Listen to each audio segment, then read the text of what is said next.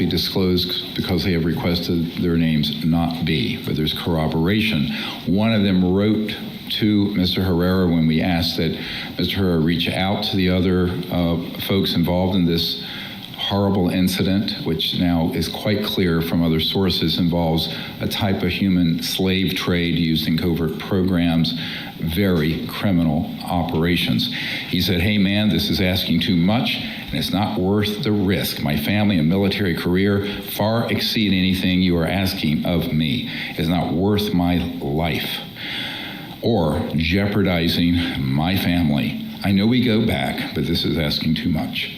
You need to get out of whatever you are in and don't get me involved with this mess. My career isn't worth helping you. Don't ever ask me to do this shit, excuse my language, again. This is from a Marine platoon member. Now, many of the people in the Disclosure Project Intelligence Archive are folks who have had that response because they need protection in their career. Some are still in the military. One I'm dealing with still has a TSSCI clearance who contracts with one of our agencies here outside DC. So I think that this has to be dealt with in an orderly fashion immediately by the Congress and by the President. Next, I'd like to introduce Steven Digna Jr. He's a U.S. Army veteran, disabled due to an incident. He also was a witness to a Raytheon Corporation event at Fort Irwin, California. His story is very involved. He's just going to give you a few of the highlights in the interest of time, but thank you very much. What I gathered from this dude's story when I heard it the first time, and he's never spoken anywhere else about this. This is his only speech. He hasn't gone on any podcast anywhere. He definitely does not like the limelight. And tell me if what he talks about doesn't remind you about the movie Nope. And the living spacecraft in the sky. I could be bugging, but they put the truth in the movies. It's out there.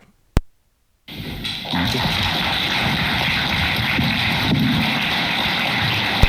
know that's not some wacky conspiracy theory. That's a fact. Right. They released it. Good afternoon, everyone. I'm going to look down and read this. I have a brain injury, so it gives me problems. So I apologize.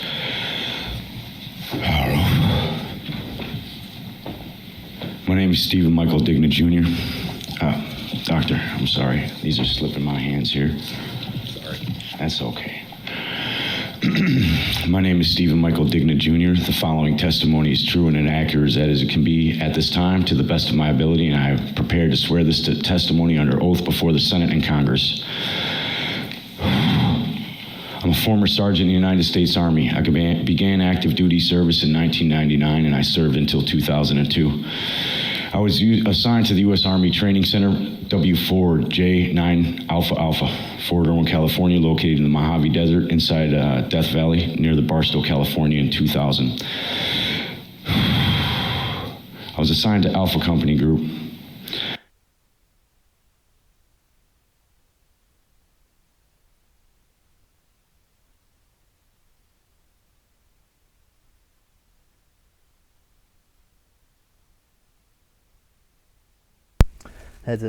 Wanted to move myself out of the way of his name, but just look at how hard it is for him to talk about it.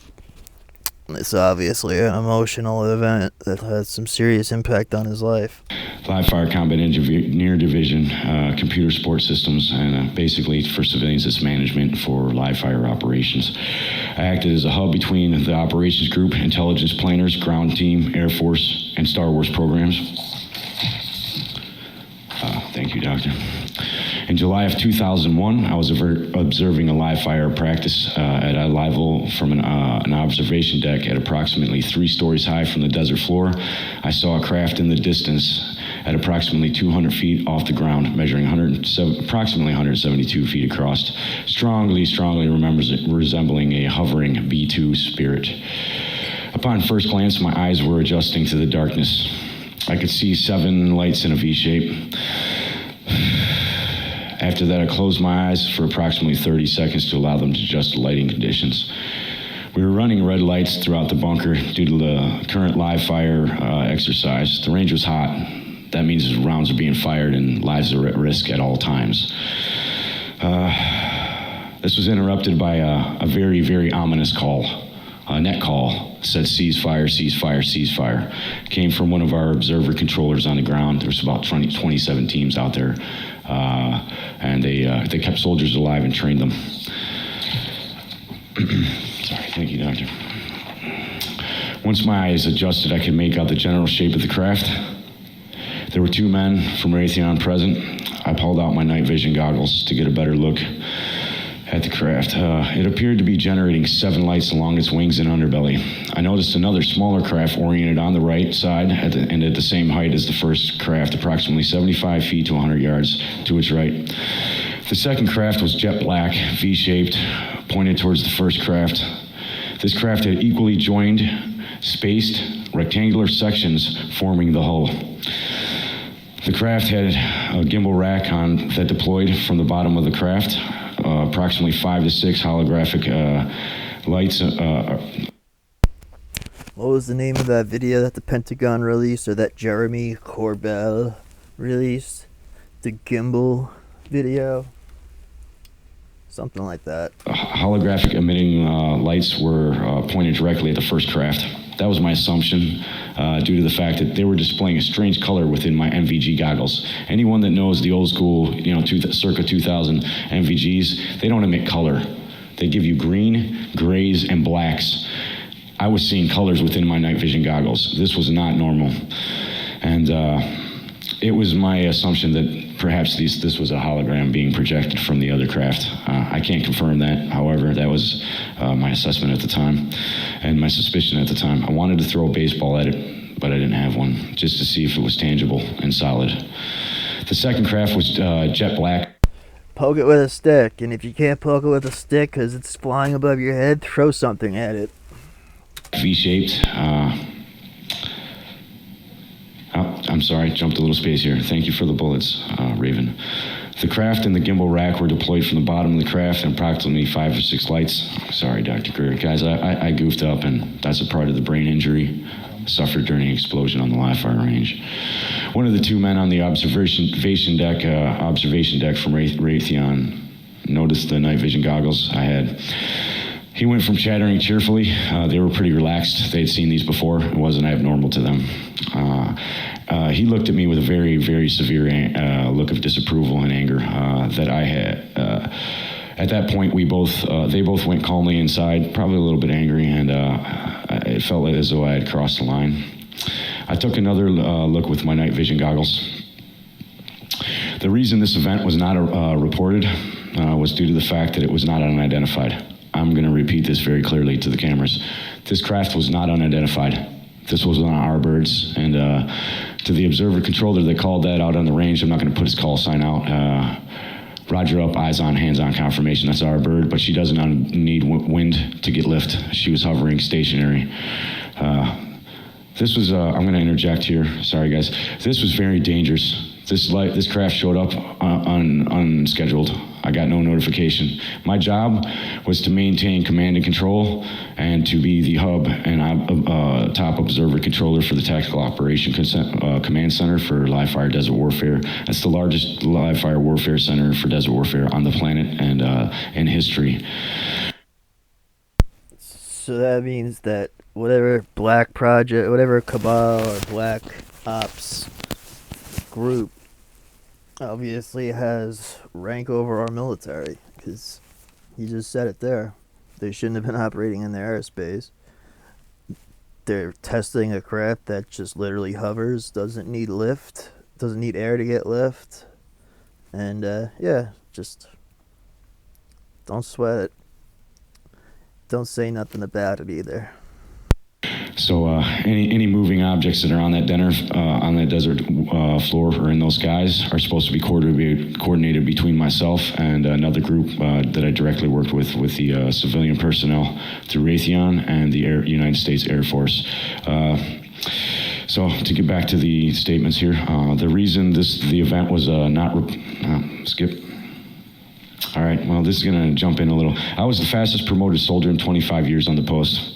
And I was the youngest #1 control seat holder at Fort Irwin NTC facility in history that held the title, the Voice of the Desert. When I cued my mic at my FM base station, it shut down all radios, and I could shut down the range for safety reasons or for medevac calls, safety reports, weather reports, and any other thing that was commanded by me, by my superiors. I skipped over that, but I filled it in good. Approximately 5 to 7 days later, sorry guys, this is personal. This affected the rest of my marriage, my life, and my relationship with my child.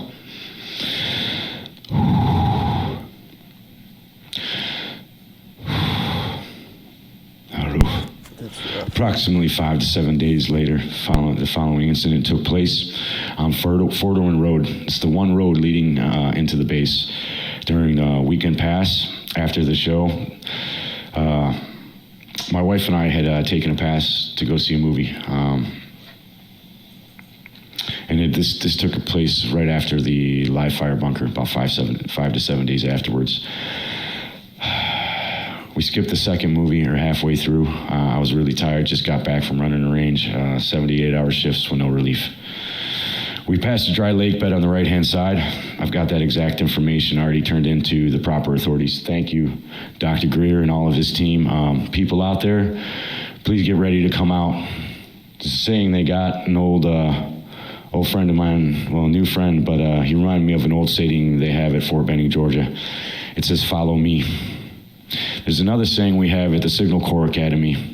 It's on the badge. It says Pro Patria Vigilantes, or Vigilis. That means watchful of the nation. And there's another group of men that I served with, and I tried to keep them alive every day to the best of my ability. Same guys that blew me up. And I still love them today, and I ask for amnesty for all of the information I'm going to say from here on in. These boys are on the ground, on the hottest spots in the planet, along with these other soldiers, and they're dying out there. They're out there killing people under false pretenses. I've also turned information in that may be able to prove that to the proper authorities, thanks to Dr. Greer and his team. His team so far has been accommodating, polite, honest, respectful, and this man is my new general. He leads the way. So rally up, rally on me. This man is the way. He speaks the truth. He is sound.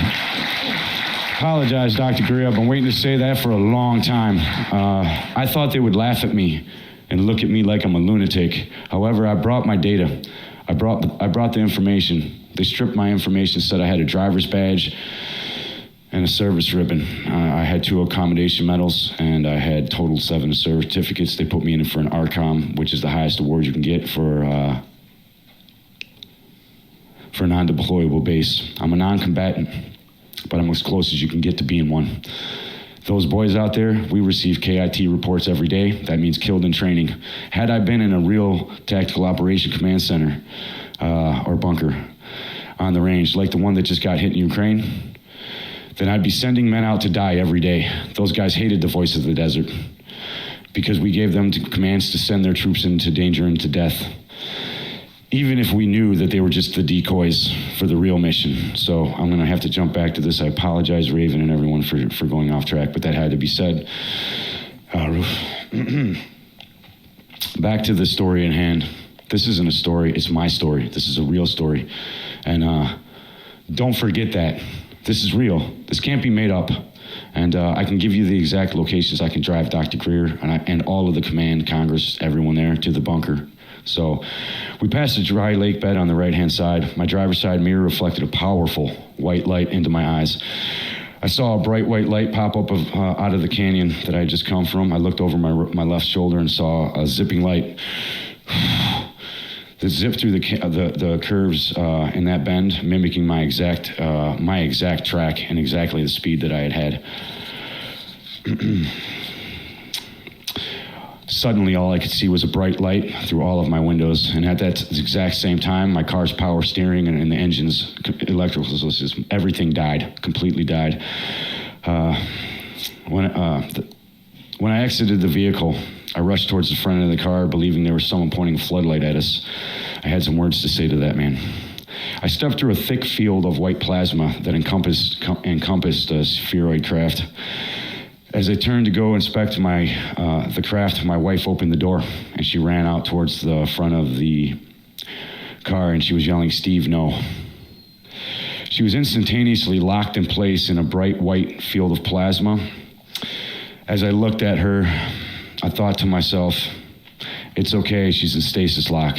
That plasma enveloped her body with about 6 inches. I just thought heard a female voice call me real quick, state. that's stasis Felt lock. like it was No, in my no head. problem. Said she is in stasis lock. It was a confirmation. Thank you, Dr. Greer. So he telepathically received a message that, yes, she was, that confirmed it. So the craft is speaking to him telepathically. Relieved that she was safe, I started approaching the craft for further inspection. The craft and the car,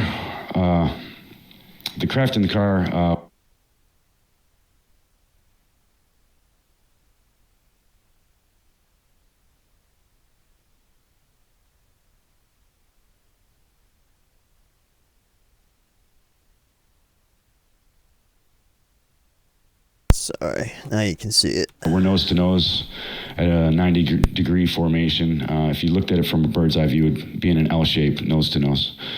The craft was, there was a plasma field emitting approximately 12 inches off of the craft inside this white plasma field. The craft seemed about approximately 23 feet long. I stepped forward with my left hand extended and slightly reaching out to it. The craft responded to my movement. This startled me slightly, but I took it and stood still, just in case. By moving back and pivoting the nose away from my hand like a cat or a boxer, and it felt like a cat to me.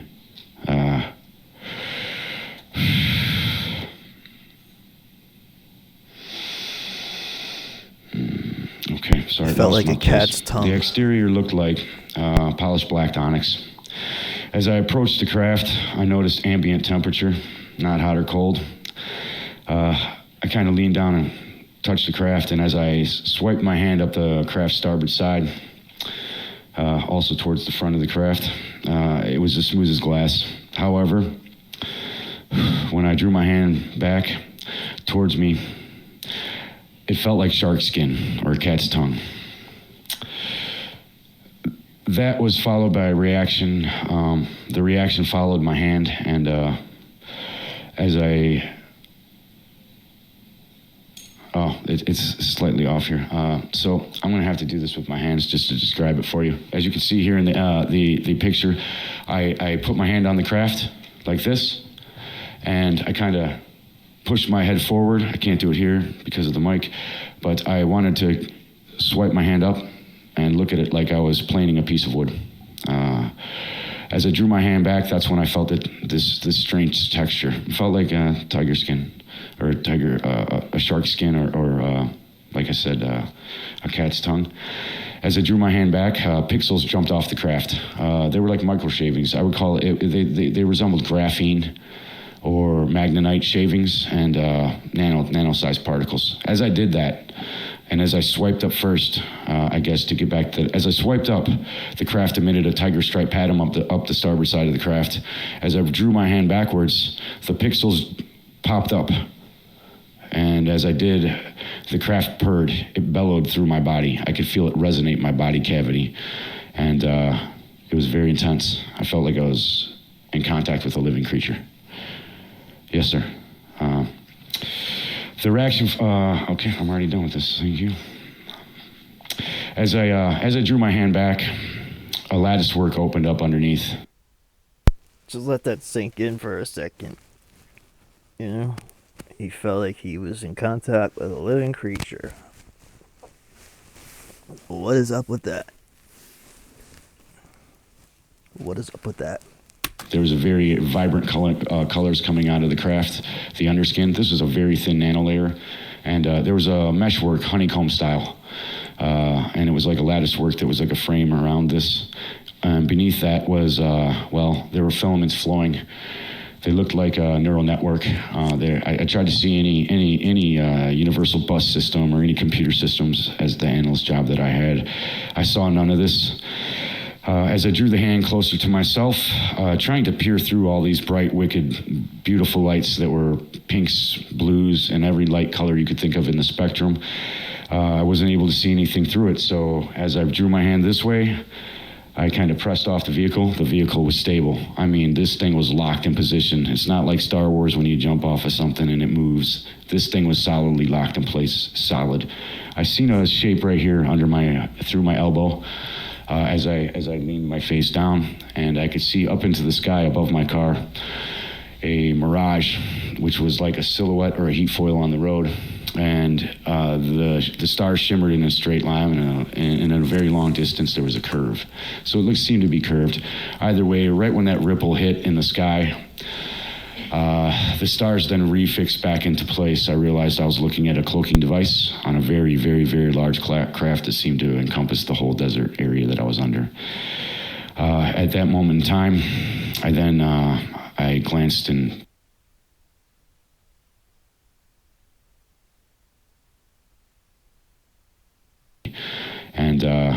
it was very intense. I felt like I was in contact with a living creature. Yes, sir. The reaction, okay, I'm already done with this, thank you. As I drew my hand back, a lattice work opened up underneath. There was a very vibrant colors coming out of the craft, the underskin. This was a very thin nanolayer, and there was a meshwork, honeycomb style, and it was like a lattice work that was like a frame around this. Beneath that was, there were filaments flowing. They looked like a neural network. I tried to see any universal bus system or any computer systems as the analyst job that I had. I saw none of this. As I drew the hand closer to myself, trying to peer through all these bright, wicked, beautiful lights that were pinks, blues, and every light color you could think of in the spectrum, I wasn't able to see anything through it. So as I drew my hand this way, I kind of pressed off the vehicle. The vehicle was stable. I mean, this thing was locked in position. It's not like Star Wars when you jump off of something and it moves. This thing was solidly locked in place, solid. I seen a shape right here through my elbow, as I leaned my face down, and I could see up into the sky above my car a mirage, which was like a silhouette or a heat foil on the road. And the stars shimmered in a straight line, and in a very long distance there was a curve. So it seemed to be curved. Either way, right when that ripple hit in the sky, the stars then refixed back into place. I realized I was looking at a cloaking device on a very, very, very large craft that seemed to encompass the whole desert area that I was under. At that moment in time, I glanced and panned my view just to try to get fathom the dimensions of this craft, and I saw a giant bright white light floating in the sky, and it was a hangar bay door opened. You couldn't see doors, it was just a bright white light. And it looked like a window floating through the sky, maybe even a portal. People might, from a distance, think, hey, that's a portal, but I obviously knew it was a craft. So this is a hangar bay door. And there was a female silhouette standing there. At that moment in time, I heard that same voice, and it said very clearly, you were not supposed to see that. That, you weren't supposed to see it. All of a sudden, I began feeling a thud, thud, thud sound. This was a resonant frequency being pulsed through my body. As I felt this, it increased in speed, thud, thud, thud, thud, thud. It was very rapid. You can see the same type of thing in the movie Interstellar, very similar when he falls through the black hole. Too similar.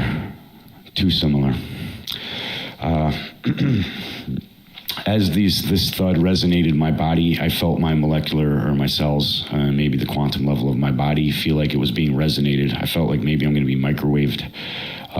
Or something to that nature. Either way, I seen some bands coming through. I began lifting up off the ground. My vehicle began lifting with me also. As this happened, my body tipped back, and I could see the underbelly of the craft. You're going to see that design right in front of you. The rectangular shape right in the center there looked like a docking socket for an electrical port. If you're going to take a big male end, this would be the female receiving end for an electrical charger. To skip through that, there were some there's some highlighted parts here, and as you can read them there, I'm going to let you read that for yourself, just for time's sake. However, as this happened, instantaneously, I cued in, and I was flat on my back, and I was staring up at the ceiling, and my vision cued into a very, very bright white light. My vision panned over, and there was my wife flat on her back on a table.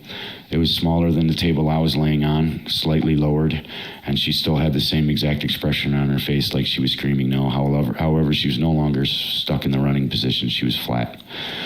As I panned a little more in front of me to kind of gauge where I was at, and this all happened in milliseconds, guys. This was, oh crap, what's happening? So this is a very short encounter here. As I panned over, I saw my vehicle with the right passenger tires end lifted up. I saw some people in some white suits, fully garmented masks with some breathing apparatuses.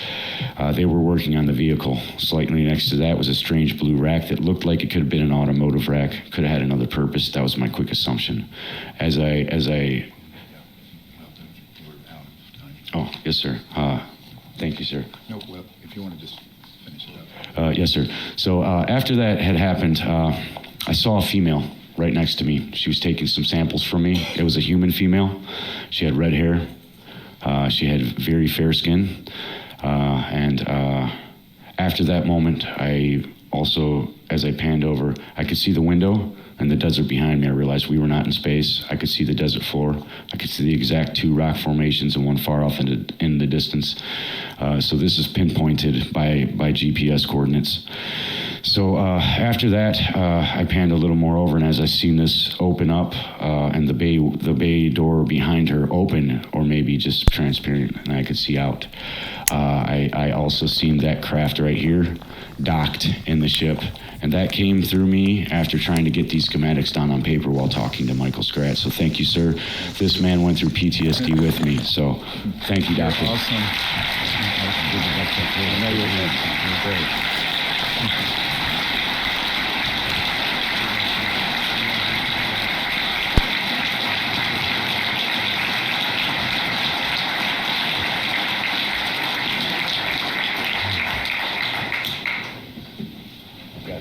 Thank you very much.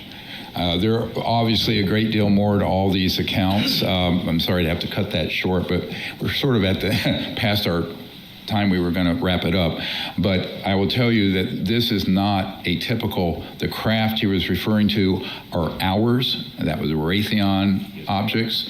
Those are, and he said, yes, they are. His key point needs to be made. Absolutely. They have been used in simulated quote unquote abductions.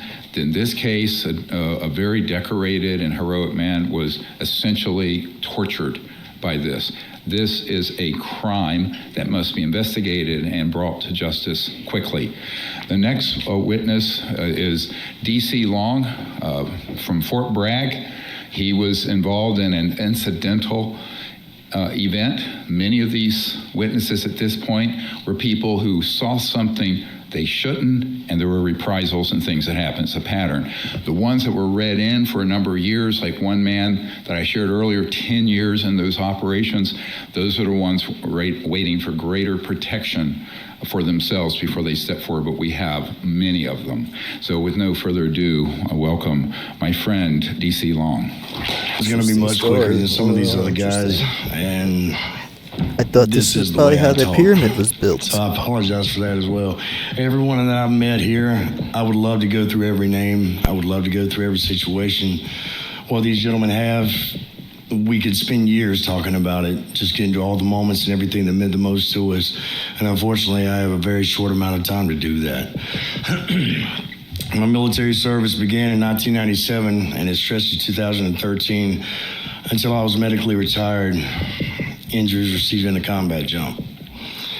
Ironically enough, the quick story that I'm going to tell you guys has virtually nothing to do with my military career until it got to the very end of the story.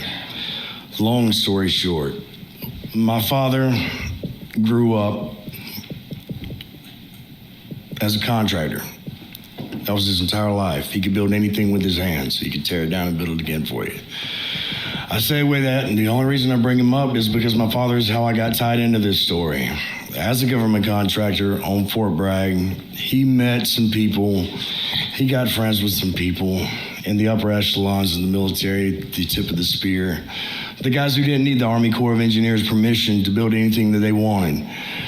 These people that I met when I was 13 years old. We would go on hunts together. We would go on fishing trips together, riding their planes. They would take us all over the continental U.S. just to enjoy their time together. People that I thought were my friends, that I didn't know that they were in the military until years after I had been in myself. We meet up at 18th Airborne Headquarters by my father's request from me. He asked me if I could help him assist. We didn't know where the project was. We were told that we were going to be met by an escort from the JFK Warfare Center. He shows up. I recognize him as one of my father's friends. I overheard that the place we're going to be going is Range 19. I'd never heard of this place before, hadn't since. They put us in a van, no windows, no partition to the front. So we were joking, what did you say? Because we're taking you to Leavenworth. We show up at Range 19. The only thing that was directly in front of me looked like a bunker, 45 degree inches from a concrete bunker, covered in trash. Looked like an actual dump. We open up, there's another escort, and they're waiting on us. They take us to a freight elevator. We take the elevator down. At that time, we were instructed, keep your heads down, keep your eyes on the heels of the men in front of you, or you'll be fired upon. I've heard plenty of instances of military jargon. People like to jibe each other. I didn't take it as a joke, but I knew enough to just do what he told me to. I didn't want to risk it. As soon as the freight elevator opened, the first thing that I could see were a few personnel connexes to the right in a large hangar, maybe twice, 3 times the size of the area that we're in now. There was a monolithic slab directly in front of me that was being held up by nothing. The closer that I got to this slab, I felt an intense vibration inside of my body. I never felt anything like that before in my life, never anything since, but it left no sound. The loudest thing in that room was the silence and the footfalls of the people in front of and behind me. As I got closer, my natural southern curiosity took over. Oh, my shoes are untied. So I go down just to take a peek. And there's absolutely nothing up underneath. He wasn't allowed to poke that with a stick. This monolithic slab that if I had to estimate would be well over 100 tons. Absolutely nothing holding it up. You can see by the picture, there's another boulder directly behind it. It was flat on the ground. There were 2 other people beside it. I could only see heels and feet. To the right, you could see what looked like a boulder. And all 3 of these that I could tell had this box on top that was black with spires that came off, and I couldn't tell where it was connected, but it obviously had something to do with the levitation. The one to the right was being spun by the personnel that you could see in the picture. At this point, from my knees, the escort kneed me in the back, said, let's go. We follow on, go downstairs to our appointed place to take measurements for an underground firing facility for a live fire range. Excuse me. And when it was all said and done, less than 15, 20 minutes later, we make our way back to the surface through the same hangar that we had noticed the monolithic slabs and the boulders. And there was absolutely nothing there. There was no noise for anyone taking anything out. It was one flight down to our appointed place, but you could still hear that there was nothing going on in the facility that we were in. We make our way out. We get back in the van, and they take us back to 18th Airborne Headquarters so we can retrieve our telephones, our IDs. Something was said to my father, and they retrieved all of the notes that were taken. Everything that he had that he recorded from whenever we were downstairs, they took it from him. I didn't think much of it. I go back upstairs, help him wrap up in the G5 war room. And it was at that time, there was a gentleman sitting at the desk. Everyone was cleared out. And he had 2 pieces of paper. It said, I need you to sign this NDA. Absolutely not. You know, we didn't so much take it as a joke, but we just didn't feel like the things that we had witnessed, although I did realize it was something that I never should have seen in my life. We weren't going to sign it. Didn't think anything of it. I leave. I get a call the next day, less than 24 hours later. Hey, man, you need to come down. We're trying to go to work, and everything's locked up. Everything's gone.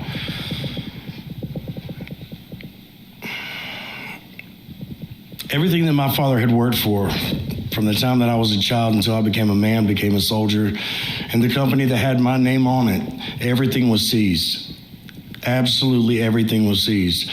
The pencils that he would use to make bid submittals to the Army Corps of Engineers was even taken because it contributed from the business. Everything was taken. I can't illustrate that point enough. My father went from being a very humble millionaire to absolutely broke, bankrupt, and destitute in 24 hours. Now, I wish I could tell you more about how much I love this man, not just because I have his name, not just because he's my father, but he was my best friend. He led me through every battle when I came home to let me know that it was okay to feel the things that I felt. This man and I, we were always together. The only thing that could separate us was the deployments and the uniform that I wore. When I got done with my fight, I found my father. When I was scared, I found my father, etc. This man that was my best friend looked me in the eye when I found him again and said, hey man, do you think this had something to do with Range 19? Please pardon my language. My father looks at me and says, don't you ever fucking bring that up to me again. That was the last time that I heard my father's voice in this life. That was the last time that we ever had any peaceful interaction, and that was as peaceful as it got. Shortly after, I continue on, and we had a JFEX. Any of my old paratroopers, they know what that is. It's a jump field training exercise, battalion wide. It's a big deal. There's only 12 men in my stick, getting ready to go out of the bird. I'm the first man looking at the horizon, waiting for the jump master to give me the signal. His hands raised.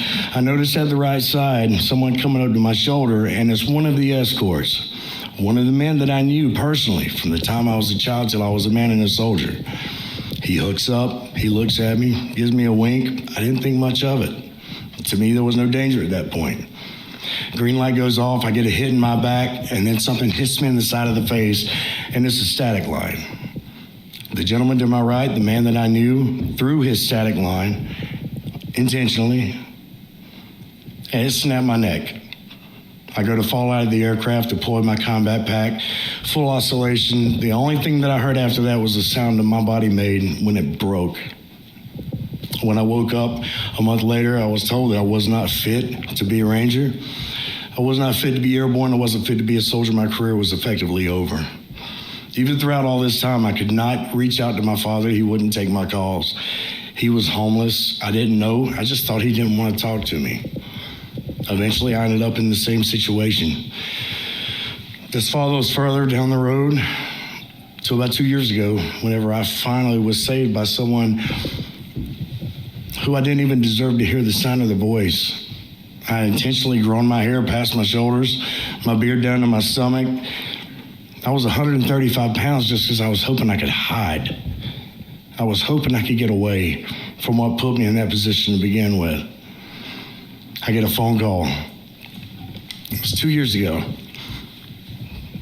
We found Daddy. He's in the hospital. I go down to see my father. He couldn't speak. The man that was 6'4", 240 pounds, a superhero in my eyes, not just because he was my daddy, because he was a tough son of a bitch. He was laying in a hospital bed, 98 pounds. When the people who I encountered after the fact that had actually spent time, and got my father out of his homeless situation to help him get back on his feet, to give him the drive, to get back to doing the only thing that he knew how to do was to be a government contractor, they put him back in contact with some of the people that he thought could help him. I can't illustrate this fact enough. In the time span of 3 months, my father went from 6'4", 240 to 98 pounds, dying in a hospital room, and he couldn't even speak. I gotta pee. I'll be right back. Because the chemo was burning his lips. I told him, I love you. Don't worry about us. We're square. I want to make you proud. Before Dr. Greer and I came in contact with each other, and I'm almost done, I wrote my story, and I entitled it, I'm Afraid to Say. And people have asked me, well, why did you wait so long? I mean, it's obvious why we waited so long to send it. Nobody knows this. My family doesn't know this. Dr. Greer obviously doesn't know this. When I sent that, I was planning on taking my life because they took every damn thing from me. I could handle losing my career. I was willing to die for my country. I was hoping like hell I would. Somehow I survived. And then they tried to take me again. They can have all that. I knew that when I put these around my neck. But my intention was to take my own life because I just couldn't do it anymore. I heard this man's words with Sean Ryan, if good men do nothing, then evil men will prevail. I am damn tired of doing nothing.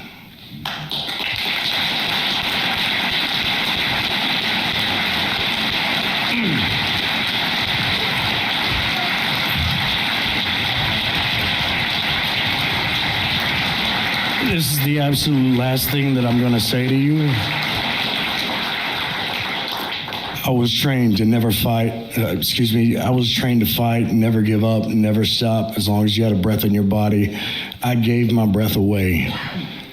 The people in this room, everyone that I've had the blessed opportunity to spend time with, I've heard you say that we're brave, that we're heroes, and it embarrasses me because I personally feel like I don't deserve to be in the room with all of you heroes because I would not have the words and the breath to come from my body if it wasn't for the strength that you give me when you shake my hand, when you hug my neck. Thank you so much. Godspeed.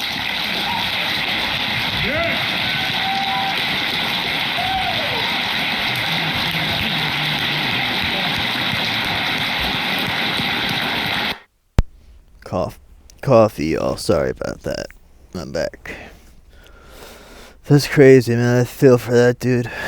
Not only the whole dad situation with him just makes me think of my dad, because he was like my brother. He was like the closest person to me. But besides that, I mean, they literally show you like a floating part of the like a block that made the pyramid floating right there, and a huge boulder. I wonder where $4 trillion in fucking black budget tax funds, your tax funds, every one of you out there. It's like, we have a right to that shit. And, I mean, the fact that they literally tried to kill him, and they tried to ruin it, and they did ruin his dad's business. It's literally disgusting. That's what America has become. I don't want to be an American. Straight up. I'll give you my passport, deport my ass.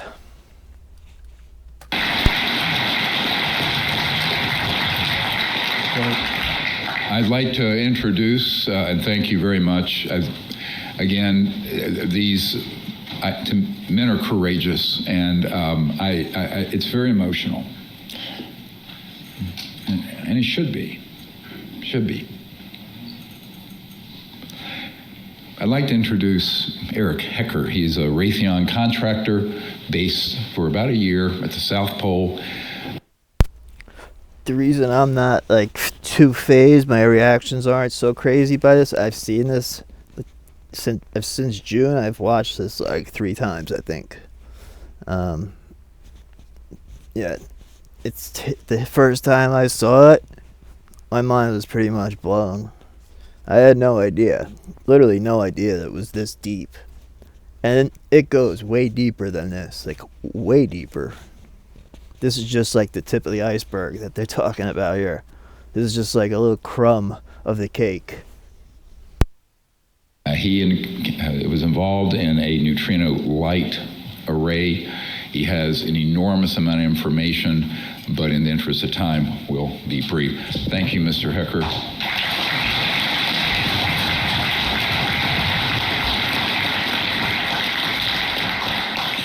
Hello, everybody. Ladies, gentlemen, members of the press. I'm very happy that you're giving me this attention and this information attention because it needs to get out to the world. I will start, since we have to be brief. I have already given all pertinent information and supporting documentation to the Senate Intelligence Committee and AARO. They informed me that all of my information will be recorded for public record and shared with Congress. It is that important. In 2010, I was selected to go down to the South Pole Station in Antarctica for an entire year by Raytheon Polar Services as an employee of a third-party contractor for the National Science Foundation. I function in a dual-role capacity as a tradesman and a firefighter. Sorry to interrupt his speech, but just for your information, Raytheon is an aerospace/military applications weapons contractor. What business do they have doing in the Antarctic South Pole Station for scientific research? It makes 0 cents.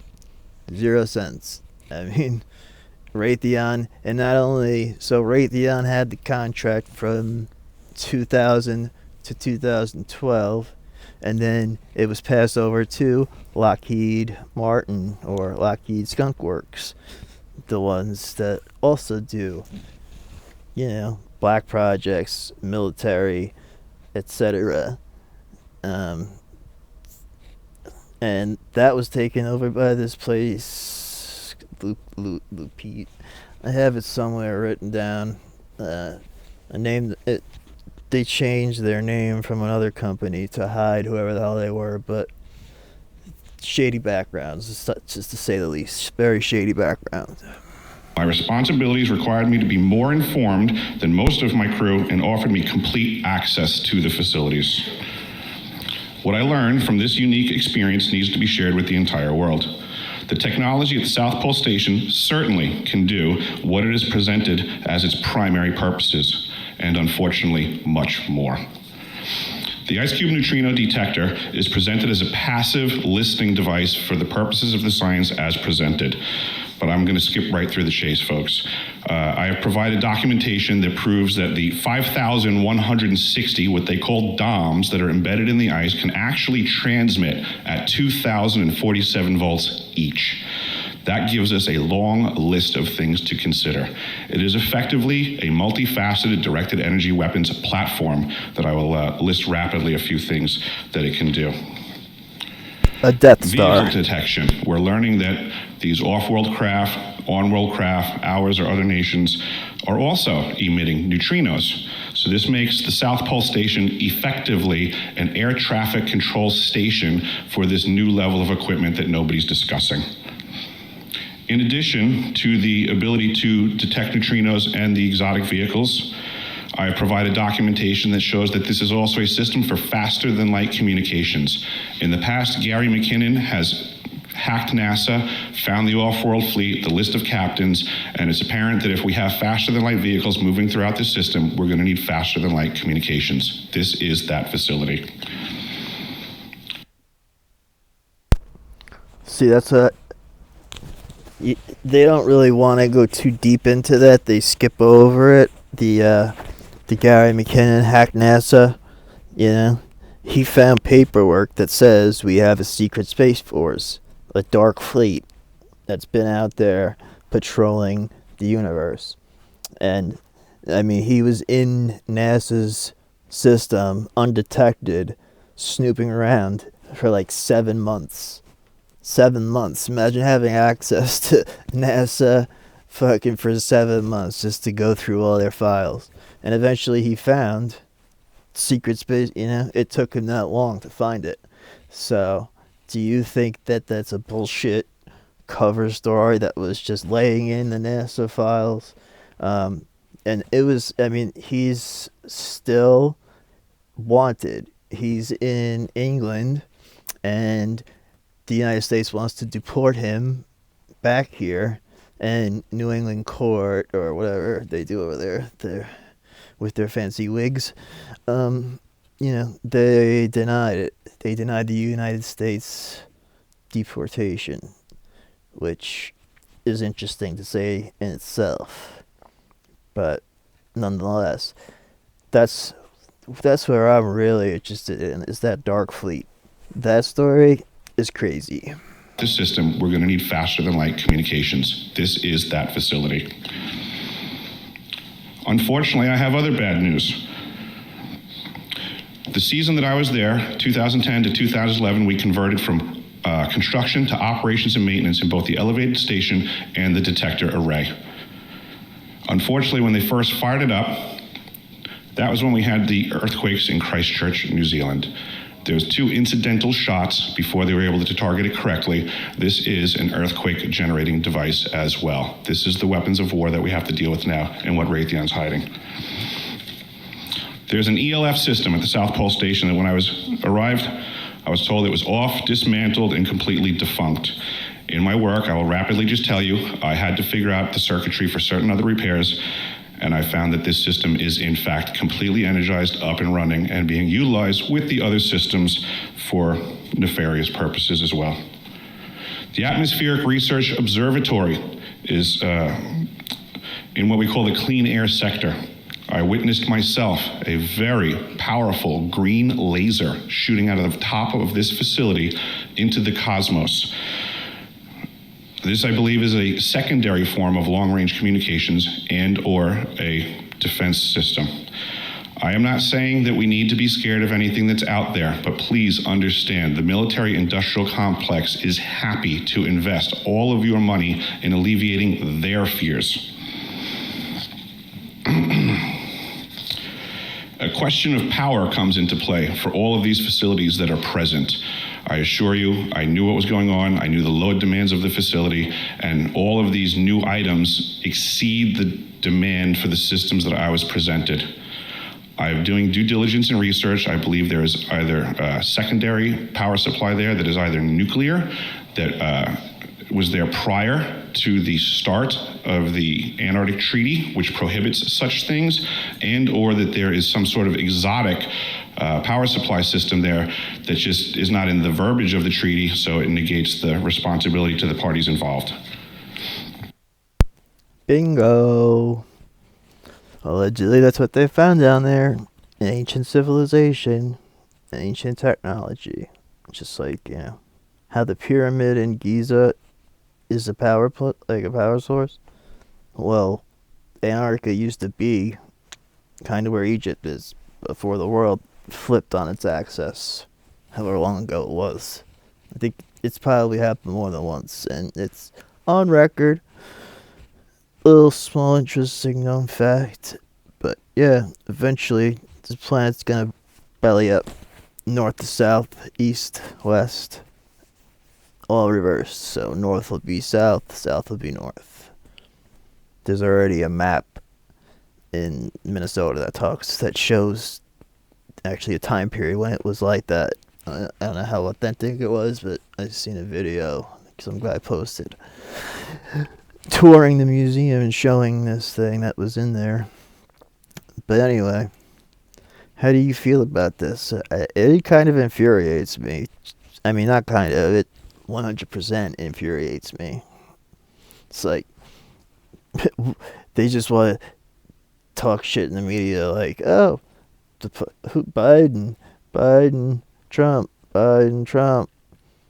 trans, not trans, BLM. Just all nonsense to distract you from what is really going on.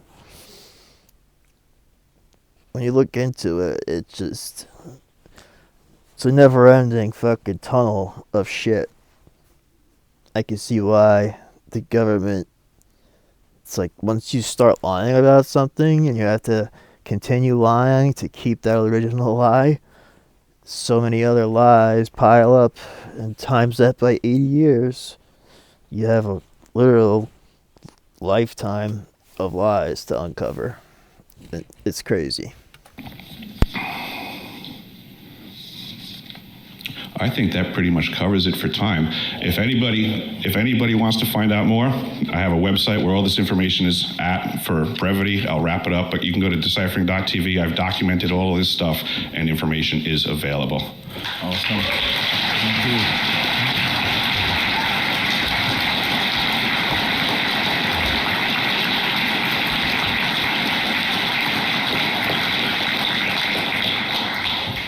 We are running a little over, and I apologize, but I think it's worth hearing as much as we can from these very courageous men.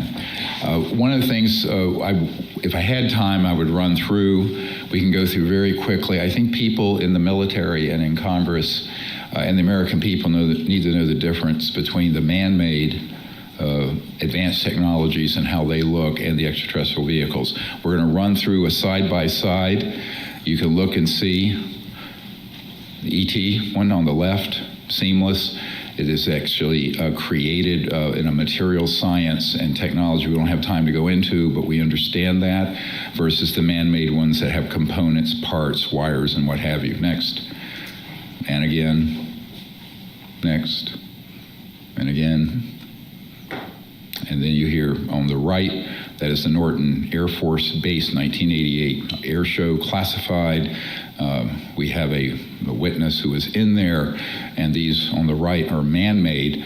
They were late Mercury era, 59 through early 60s. Nazi reproduction vehicles, which are alien reproduction vehicles, but the Nazis developed them first. In their construction, because we had mastered gravity control in October 1954. So these had been in the solar system by the time my uncle, who was Northrop Grumman, had worked on the lunar module out on Long Island to put Neil Armstrong on the moon. Next. This is again an ET vehicle. On the left, one with struts, parts, pipes, and often humming a transmission, sort of a transformer sound on the right. Next. My landlord actually saw that when she was whatever age, in her 20s, above the Hudson, lights above the Hudson. I'm a New Yorker, if you didn't know. And again, one that's extraterrestrial, and a vague copycat that's man-made. Next. And again. And again. Next. Now the one on the right, this is a little bit to unpack.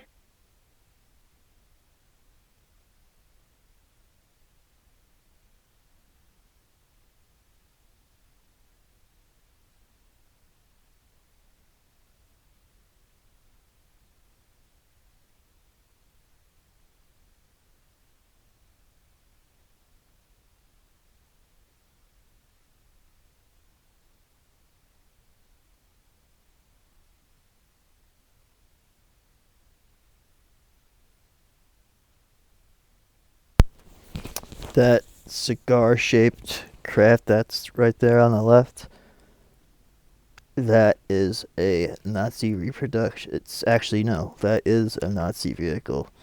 And that thing holds like other craft, and it's a gunner ship. And they were flying it above. You gotta look at the camera. I keep forgetting, look at the damn camera.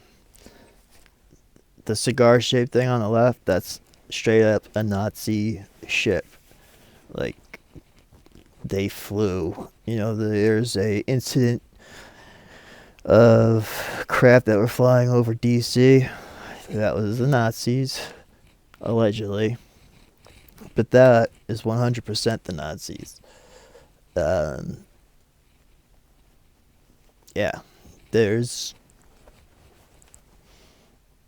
I don't know how big that one is. That's got to be pretty damn big. The man-made Alabama one on the right.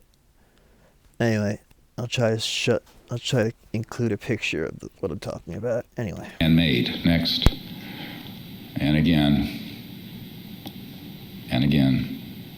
Next. Now the one on the right, this is a little bit to unpack. It takes us a couple hours. I'll go through it quickly. You can look up the Cash Landrum case. Back in 1980, outside Houston and Texas. The one on the right is actually an AT craft. It was they were unable to figure out how to get its energy system to work. They, I think rather foolishly, put a nuclear energy system on it. It malfunctioned. And as it did so, it radiated innocent people in their vehicle underneath it. It later was escorted by helos to a base west of there. The man who debriefed the 4 human pilots of this and debriefed them, we know, and we have his testimony. He's Air Force Office of Special Investigations out of Kirkland Air Force Base. Let me know if you want me to do a video covering that Cash Landrum incident. It's pretty messed up. Let me know if you want me to make a video covering that Cash Landrum incident right there. Yeah, it's a pretty sad story. And it's the Army's or the Air Force who was responsible, or whoever, the government was responsible. And it's on record. So the Cash Landrum case. Let me know in the comments if you want me to do a video about it. Case involves civilian injuries. They tried to sue the government. The government denied they had any knowledge of it, but the constitutional government of the United States doesn't know this. This is the big problem. Next. And this, I want to just play this for a moment. We're in Washington. Here is an esteemed senator from Hawaii, and listen to what he said in the 1980s.